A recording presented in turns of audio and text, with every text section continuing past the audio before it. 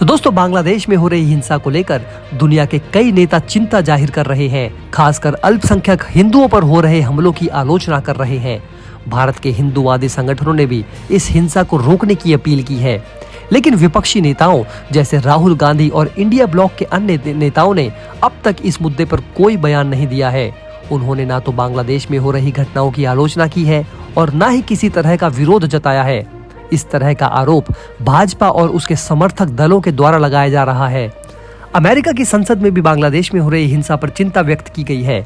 अमेरिकी सांसद rich McCormick ने कहा है कि वो बांग्लादेश में जारी सांप्रदायिक हिंसा से परेशान हैं, जिसमें हिंदू अल्पसंख्यकों को निशाना बनाया जा रहा है। भारतीय मूल के अमेरिकी सांसद आर खन्ना और राजा कृष्ण मूर्ति ने भी इस हिंसा की कड़ी निंदा की है। उन्होंने बांग्लादेश की अंतरिम सरकार से अपील की है कि वे हिंसा को रोकने और दोषियों को सजा दिलाने के लिए सख्त कदम उठाएं। विश्व हिंदू परिषद ने पहले ही बांग्लादेश में हिंदुओं पर हो रहे अत्याचार का मुद्दा उठाया है। भारत की केंद्र सरकार ने भी कूटनीतिक तरीके से बांग्लादेश को संदेश दिया है कि अल्पसंख्यक हिंदुओं की सुरक्षा की जानी चाहिए। हालांकि विपक्षी नेताओं ने इस पर अब तक कोई बयान नहीं दिया है। राहुल गांधी, जो अक्सर देश विदेश के मुद्दों पर बेबाकी से अपनी राय रखते हैं, उन्होंने भी बांग्लादेश में हो रही हिंसा पर अब तक कोई टिप्पणी नहीं की है।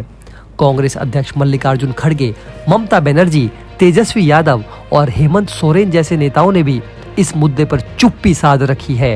ये स्थिति इसलिए और भी चौंकाने वाली है क्योंकि झारखंड और बिहार जैसे राज्यों का बांग्लादेश से सीधा व्यापारिक संबंध है। शिवसेना उद्धव, एनसीपी के शरद पवार जैसे नेताओं ने भी इस मामले पर कोई बयान नहीं दिया है।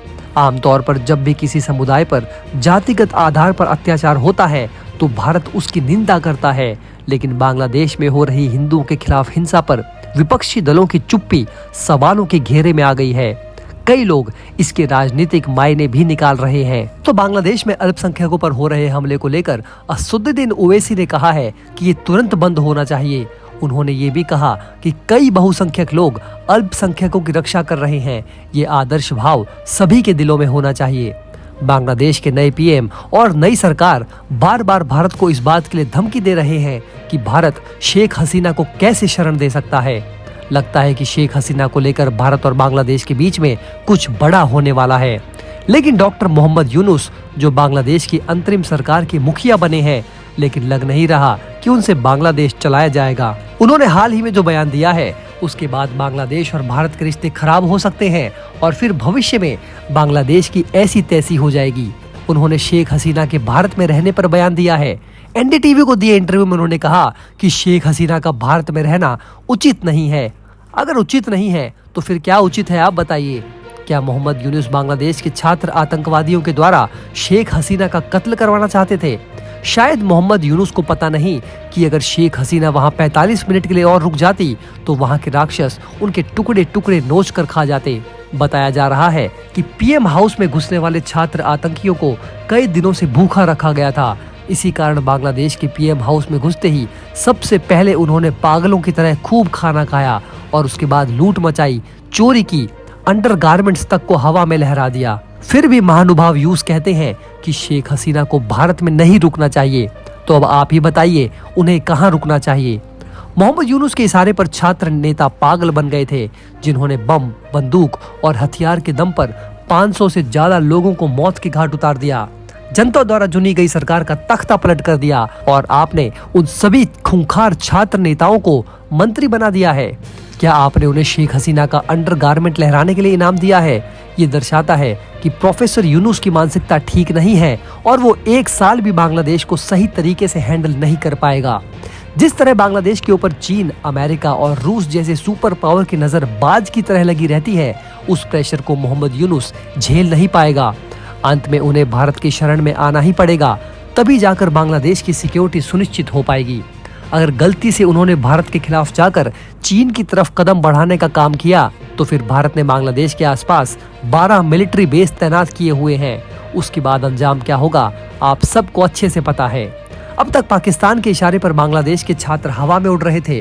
भारत शेख हसीना पर भरोसा कर रहा था और अजीत डोभाल साहब को पूरा यकीन था कि बांग्लादेश में मामला कंट्रोल में रहेगा, लेकिन माहौल हद से ज्यादा बिगड़ गया। अब भारत का एक्शन शुरू होगा। जिस प्रकार पाकिस्तान के भीतर भारत के दुश्मन चुन चुन कर ठोक दिए जा रहे हैं, कुछ वैसा ही हाल भारत विरोधी गतिविधि करने वाले तत्वों का बांग्लादेश में भी होगा। मोदी ने मोहम्मद यूनुस को कह दिया है कि अगर बांग्लादेश के भीतर हिंदुओं को कुछ हुआ तो देख लेना। अब देखिए, भारत बांग्लादेश का बहुत कुछ इधर उधर कर सकता है, इसलिए नई सरकार की सबसे पहली प्राथमिकता हिंदुओं की सुरक्षा होनी चाहिए। इस वक्त बांग्लादेश में सबसे बड़ा मुद्दा हिंदुओं की सुरक्षा का है। बांग्लादेश में हाल ही में हुई हिंसा के बाद प्रधानमंत्री नरेंद्र मोदी ने वहां की नई अंतरिम सरकार से हिंदुओं की सुरक्षा की मांग की है। इसी बीच संयुक्त राष्ट्र ने भी इन हमलों की कड़ी निंदा की है। यूएन महासचिव एंटोनियो गुटेरेस ने प्रवक्ता ने कहा कि वो किसी भी तरह की नस्लीय हिंसा के खिलाफ है। चलिए, कम से कम यूनाइटेड नेशंस की नींद तो खुल गई। अब संयुक्त राष्ट्र उन लोगों को बांग्लादेश में अल्पसंख्यकों की हालत दिखा रहा है जो देखना नहीं चाहते। यूएन महासचिव के उप प्रवक्ता फरहान हक ने कहा कि बांग्लादेश में जो हिंसा हो रही है उसे जल्द से जल्द रोका जाना चाहिए।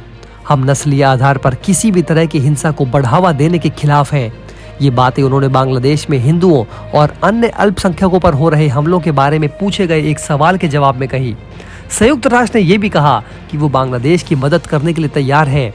नोबेल पुरस्कार विजेता मोहम्मद यूनुस के अंतरिम सरकार के प्रमुख बनने पर हक ने उम्मीद जताई कि वहां एक समावेशी सरकार बनेगी और हिंसा में कमी आएगी।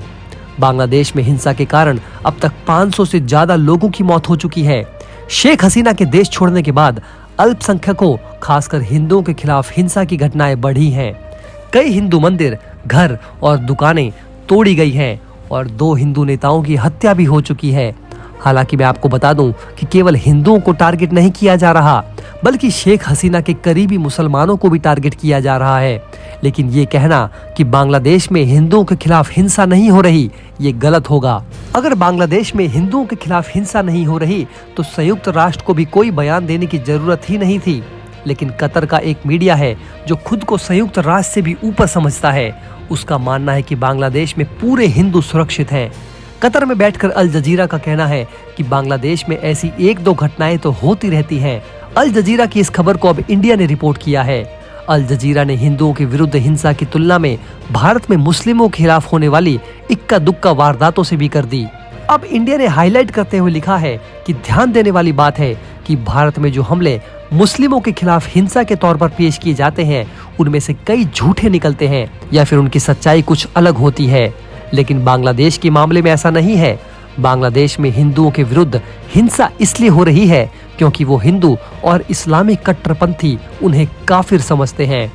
आगे जानेंगे कि अमेरिकी संसद में बांग्लादेश और हिंदुओं को लेकर कौन सा बड़ा ऐलान किया गया है। दोस्तों, अगर आप हमारे काम को पसंद करते हैं और हमारी खबरें आपको पसंद आती है तो हमारे इस चैनल को सब्सक्राइब किए बिना बिल्कुल भी मत जाइएगा। हमारे इस उभरते हुए चैनल को सपोर्ट कीजिए और आपका एक सब्सक्राइब हमारे लिए बहुत मायने रखता है।